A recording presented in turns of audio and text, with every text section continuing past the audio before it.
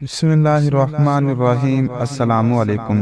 آخر جب وہ ہر طرح سے تنگ ہو گیا تو اس نے تمام ملک میں ڈھنڈورا پٹوایا، بڑے بڑے جادوگروں کو بلوایا اور عید کے دن سب کے سب میدان میں جمع ہوئے۔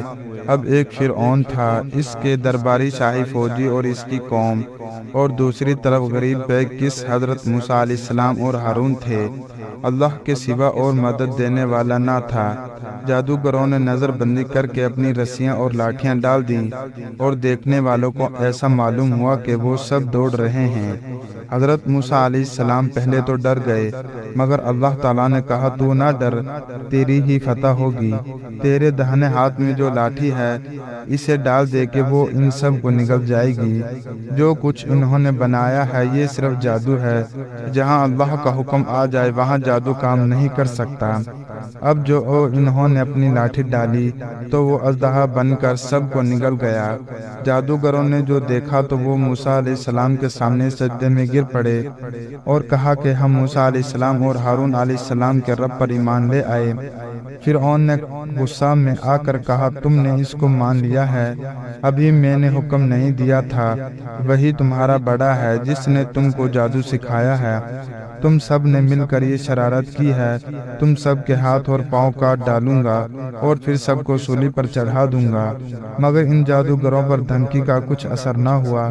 انہوں نے کہا کہ ہمیں کچھ پرواہ نہیں، ہمیں اپنے رب کے پاس جانا ہے اور تو بس اس زندگی تک چل سکتا ہے۔ جو کچھ تجھے کرنا ہے کر لے، اے ہمارے پالنے والے، ہم تجھ پر ایمان لے آئے ہیں۔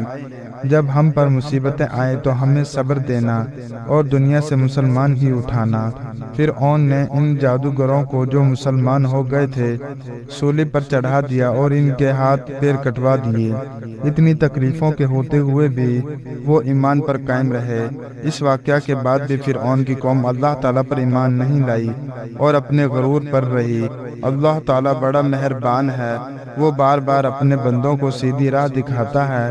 اس کے بعد اللہ پاک نے فرعون اور اس کی قوم کو ڈرانے کے لیے طرح طرح کے عذاب بھیجتا رہا، لوگوں کی نصیحت کے لیے قحط ڈال دیا اور پیداوار کی کمی کر دی۔